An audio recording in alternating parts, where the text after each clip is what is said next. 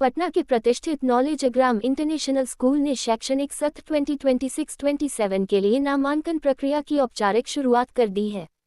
अपनी आधुनिक शिक्षा पद्धति, हाईटेक इंफ्रास्ट्रक्चर और छात्र केंद्रित शिक्षण मॉडल के लिए प्रसिद्ध यह संस्थान शहर में गुणवत्तापूर्ण शिक्षा का नया मानक स्थापित कर रहा है। विद्यालय, जो CBSE से 10+2 स्तर तक मान्यता प्राप्त है, न सिर्फ पढ़ाई में उत्कृष्टता पर ध्यान देता है, बल्कि छात्रों को भविष्य की प्रतिस्पर्धाओं के लिए तैयार करने हेतु smart classroom, air condition campus, CCTV सुरक्षा, समृद्ध पुस्तकालय, एडवांस्ड साइंस एवं कंप्यूटर लैब, खेलकूद, कला, संगीत और योग जैसी गतिविधियों के माध्यम से संपूर्ण विकास का वातावरण प्रदान करता है। विद्यालय में लागू एक्सपेरियंशियल लर्निंग, कोडिंग और AI आधारित विशेष मॉड्यूल आज के समय की जरूरतों को ध्यान में रखते हुए तैयार किए गए हैं, जो छात्रों को टेक्नोलॉजी ड्रिवन भविष्य के लिए सक्षम बनाते हैं। इस अवसर पर विद्यालय के चेयरमैन एवं प्रसिद्ध शिक्षाविद S. राठौर ने नई शिक्षा नीति NEP 2020 को शिक्षा जगत की एक ऐतिहासिक पहल बताते हुए कहा।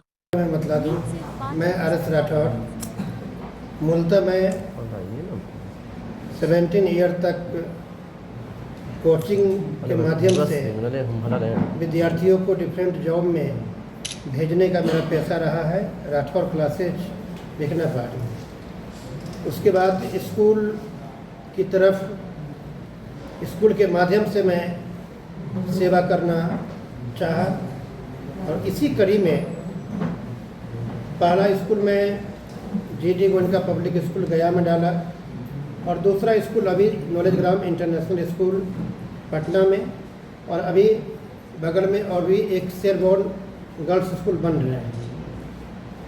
मैं बताना चाहता हूँ नॉलेजग्राम इंटरनेशनल स्कूल का कॉन्सेप्ट क्या है। मूलतः हमारे देश में जो बौद्धिक क्षमता है, उस बौद्धिक क्षमता के वजह से हम लोग पूरे विश्व में जाने जाते रहे हैं। तक्षशिला, विक्रमशिला यूनिवर्सिटी उस समय जीने के लिए जो स्किल चाहिए, जैसे कि वैदिक शिक्षा जिसको कह सकते हैं, उसकी शुरुआत सर्वप्रथम हुआ। लेकिन पढ़ाई के रूप में पहला यूनिवर्सिटी नालंदा यूनिवर्सिटी हुआ, जिसका नाम, जहाँ पर पूरे विश्व से बच्चे हमारे यहाँ पढ़ने आते थे। एक वाकया, छोटी सी घटना मैं बता दूँ। एक बार बख्तियार खिलजी की तबीयत खराब हुई और कोई भी वैद्य सही नहीं कर पा रहे थे, तो उन्हें सलाह दिया गया कि नालंदा यूनिवर्सिटी में एक वैद्य है राहुल करके, आप उनसे सलाह लें।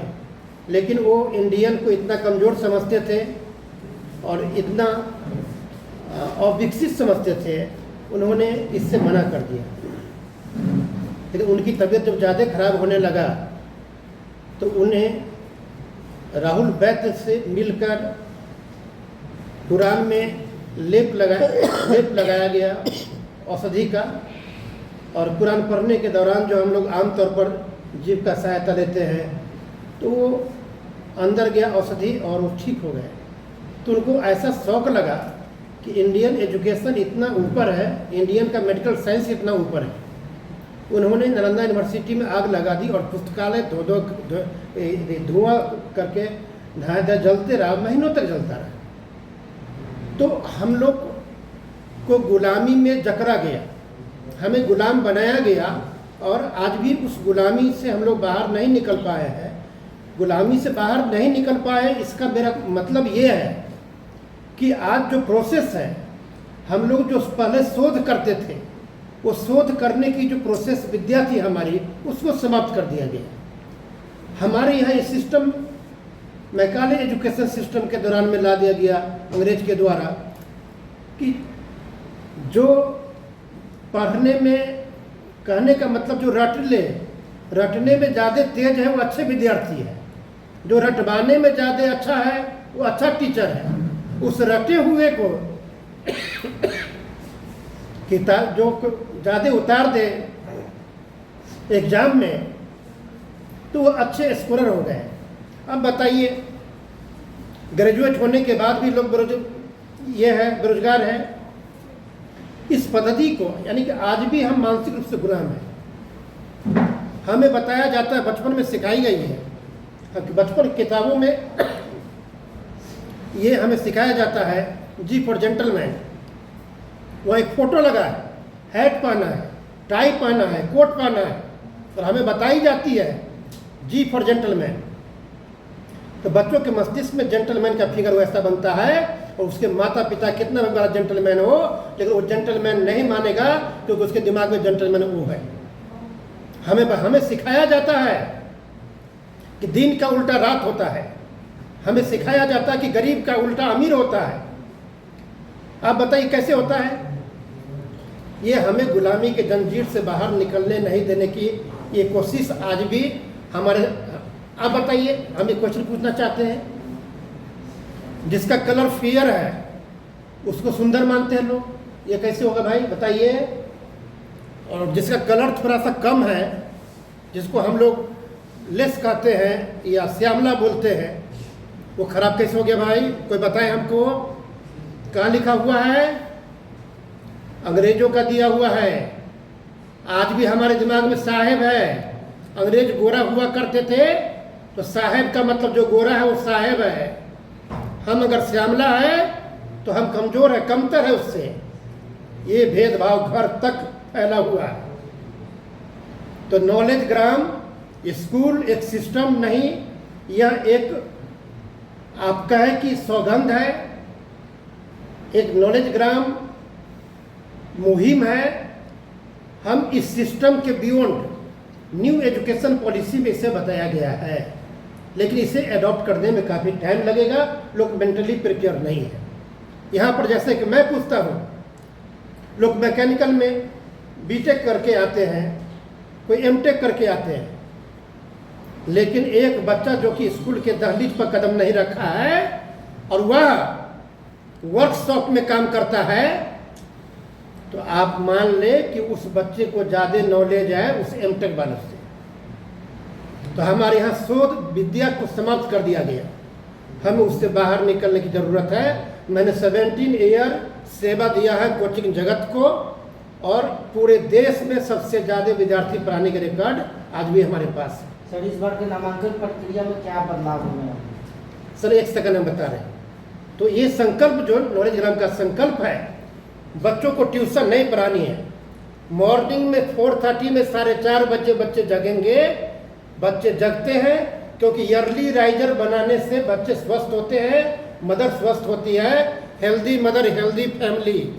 अगर बच्चे हेल्दी नहीं है, अगर 5 दिन अब्सेंट हो जाएंगे, उनकी पढ़ाई बाधित हो जाती है, पूरे महीनों की पढ़ाई बर्बाद हो जाता है।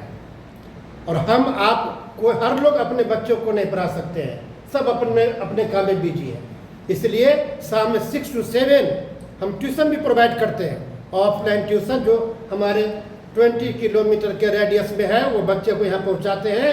हम ऑफलाइन ट्यूशन भी प्रोवाइड करते हैं, जो दूर है उसको ऑनलाइन ट्यूशन भी प्रोवाइड करते हैं। कहीं से बाहर से कोई हेल्प लेने की जरूरत नहीं है। और तीसरी बात यह है, हमारी जोर लैंग्वेज पर है, क्योंकि इंडिया में जो अपॉर्चुनिटीज है अच्छा हो, आने वाले दिन में भी अच्छा हो, लेकिन जो बच्चे आज छोटे हैं उन्हें 10 साल 12 साल के बाद में मार्केट में उतरकर चैलेंज को एक्सेप्ट करना पड़ेगा। इसके लिए मैं फ्रेंच, स्पेनिश और जर्मन तीनों लैंग्वेज को मैंने वरीयता दिया है। और पूरी पढ़ाई को मैं एक वर्कशॉप की तरह प्रैक्टिकलिज्म के आधार पर सेट किया है। हाइपोथेटिकलिज्म और थियोरिटिकलिज्म से काम नहीं चलेगा। हम विरोधी हैं अंग्रेजों का, जो आज भी हमें गुलामी मानसिकता, ये हमारे मानसिकता को गुलाम बनाया हुआ है। इससे हमें बाहर निकलने की जरूरत है। हम सभी युवाओं को प्रेरित करते हैं, एक मुहिम है। अभी एक हमारे भाई ने क्वेश्चन पूछा कि नामांकन की क्या प्रक्रिया है। नामांकन की हमारे यहाँ कोई प्रक्रिया नहीं है। हम उस स्टैंडर्ड में नहीं है कि जिस बच्चे की माँ कम पढ़ी लिखी है, पिता कम पढ़े लिखे हैं, उनका नामांकन नहीं होगा। उनका प्रोसेस ये है, हम कहते हैं जिस बच्चे की माँ और पिता कम पढ़े लिखे हैं, उस बच्चे की क्या गलती है, उस बच्चे को हम बनाएंगे। नामांकन की प्रक्रिया है, हम बच्चे को पहले एक बेसिक टेस्ट लेते हैं कि बच्चे अभी किस स्टैंडर्ड में जा सकते हैं, उसमें डालकर उस पर हम मेहनत करते हैं। और बता दूं, मैं प्रत्येक 15 दिनों पर पेरेंट को मैं बुलाता हूं। मेरा एक टीम है, R&D टीम है, रिसर्च एंड डेवलपमेंट टीम है, जो पेरेंट को बुलाते हैं और दिखाते हैं कि देखिए आपके बच्चे आज इस लेवल पर हैं और आप क्या देखना चाहते हैं। जिस चीज़ को हम नहीं देखते हैं, यदि आप में कमी है तो आप अपने घर में कोई कमी देखते हैं तो हमें बताएं, और फिर हम 15 दिन का टाइम लेते हैं कि अगला 15 दिन में आइएगा तो आपका बच्चा ऐसा मिलेगा। और ये प्रक्रिया एक साइकिल के रूप में प्रत्येक 15 डे के दौरान में जो मेरा रिसर्च एंड डेवलपमेंट टीम है कंटिन्यू कर रहा है। तो स्कूलिंग में चेंज की ज़रूरत है। अच्छा, अब जो नेक्स्ट आपका सेशन चलेगा उसका विशेषता क्या रहेगा? जो कमिंग सेशन होगा, विशेषता अनडिफाइंड वर्ड है। मैंने कहा कि एक मुहिम है ये कि बच्चे की, जो कोई भी बच्चे कमजोर बाबू नहीं होता है, इंटरेस्ट की बात है। आपको पत्रकारिता में इंटरेस्ट है तो आप उसमें आगे हैं, किसी को खेलने में इंटरेस्ट है उसमें आगे है। इंटरेस्ट लेवल की बात होती है। तो सबसे पहले हम बच्चों की इंटरेस्ट लेवल को आगे बढ़ाने के लिए हम 1 महीने 15 दिन का क्लास रखते हैं, जो कि एक ब्रिज क्लास होता है। वनली बच्चे उसमें एंजॉय करते हैं, खेलते हैं, बॉक्सेज बनाते हैं, यानी कि एक्टिविटीज करते हैं वनली, ताकि बच्चों का इंटरेस्ट लेवल बढ़ जाए, फैमिलियर हो जाए, बच्चे स्कूल न आना पड़े इसकी बहाना न बनाए, ताकि उसके जगह पर ये हो कि बच्चे को फीवर भी लगा रहे और पेरेंट रोके तो बच्चे ये छुपाए कि हमको फीवर लगा हुआ है, स्कूल आने की प्रयास करे। ये माहौल बनाने की जरूरत है। नामांकन के लिए जो आप बेसिक टेस्ट लेते हैं जी, तो वो पता कैसे चलेगा कि कब से है और कब टेस्ट देना है? बिल्कुल। इसकी जानकारी कहाँ से उपलब्ध होगी? ये वेबसाइट से भी आप जानकारी इकट्ठा कर सकते हैं। जी, वेबसाइट और- बता दें। जी, हम वेबसाइट के माध्यम से पता कर सकते हैं। स्कूल का इंस्टाग्राम है, फेसबुक है, उसके माध्यम से भी वहाँ से पता कर सकते हैं। लेकिन ये शुरुआत शुरू हो चुका है, अभी कब से शुरू कब हो तक? गया, शुरू हो गया। कब तक? ये हमें लगता है कि आने वाले 15 अप्रैल तक। नई शिक्षा नीति को कैसे देखते हैं? और नई अपने- शिक्षा नीति बहुत ही बढ़िया है। इसको जो डिजाइन किया गया है ये बहुत ही बढ़िया है, इसमें कहीं कोई डाउट नहीं है। लेकिन थोड़ी हमें व्यक्तिगत बात रखने का अधिकार भी है, थोड़ी पॉलिटिक्स से प्रेरित भी है। जी। उसमें जो रीजनल लैंग्वेज के लिए कहा गया है कि मेडिकल साइंस की रीजनल लैंग्वेज में करेंगे, तो हम कहते हैं कि हमारे बच्चे जो डॉक्टर बनेंगे वो अमेरिका में जाके डॉक्टरी करना चाहेंगे तो कैसे करेंगे। तो थोड़ी सी हम लोग जो शिक्षक लोग हैं इससे दूरी बनाते हैं कि ग्लोबल एजुकेशन, ग्लोबल सिटीजनशिप पाने के लिए मुहिम में हम लोग आगे बढ़ रहे हैं। फिर इसमें पॉलिटिक्स कहाँ आ रहा है। सर, आपने गुलामी की बात की। रसिया और चाइना दोनों कर रहे हैं कि अपने लैंग्वेज में मेडिकल की पढ़ाई करा रहे हैं। बिल्कुल करवा रहे हैं, भारत ये कर रहा है। करवा रहे हैं बाबू। आप चाइना करवा रहे हैं तो आप मूंद कर ब्लाइंडली चाइना को आप अपने आप से आगे क्यों देखते हैं। हो सकता है कि चाइना इंटरनेशनल लैंग्वेज के और बढ़ावा और देते अपने बच्चों को, हो सकता है आज से भी आगे रहते। सर, आपने गुलामी की बात क्योंकि आप अभी पटना में हैं बाबू, आपको जाना पड़े सपोज लंदन, तो हो सकता है इससे बेहतर मौका मिल जाए। तो इसे देखना पड़ेगा। सर, आपने गुलामी की बात की। आपने कहा कि अमीर मतलब गरीब, वाइट मतलब काला। इससे कैसे निपटेगा कॉलेज ग्राम इंटरनेशनल स्कूल? ये नॉलेज ग्राम इंटरनेशनल स्कूल ही नहीं, यह एक मुहिम है। हमें सही एजुकेशन बच्चों को देना पड़ेगा, ये भेदभाव से अलग करना पड़ेगा। यानी सही एजुकेशन, यानी कि मोरल एजुकेशन, सोशल वैल्यूज, ये बताना पड़ेगा कि हमारा सोशल वैल्यूज क्या था, हम क्या थे, पहले हमारा स्थान विश्व में कहाँ पर था। ये बताना पड़ेगा बच्चों को अपनी मूल स्थिति, वो बच्चे हमारा देश क्या था, हम क्या है, ये बच्चों को बताना पड़ेगा। बच्चा धीरे धीरे, एक दिन में नहीं होगा लेकिन एक दिन जरूर होगा।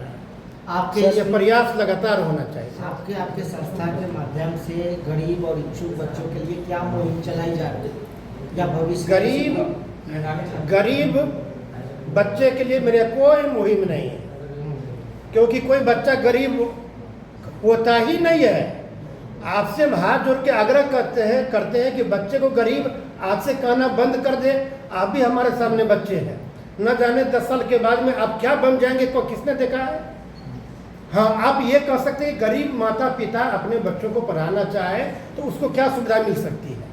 तो हम लोग देखते हैं कि जब जो गरीब माता पिता आते हैं तो वो कहाँ तक सक्षम है, उनकी इच्छा शक्ति कैसा है, और उसके जगह पर हमने व्यवस्था बना रखा है कि आप अपने घर में आपकी जो महिला है कुछ तो बनाती होंगी खाने पीने का सामान, वो बनाकर हमारे यहाँ भेज दिया करें और हम स्टॉल लगाते हैं और हमारे यहाँ के ही बच्चे लंच पीरियड में उसको खरीद लेते हैं। इस तरह की 2-3 चीज़ें और चीज़ें हैं प्रिंटिंग के माध्यम से भी। तो हम उन्हें बात करके सब ये आपस में बैठ के सोल्यूशन निकालने का प्रयास करते हैं। बहुत बहुत धन्यवाद। Thank you.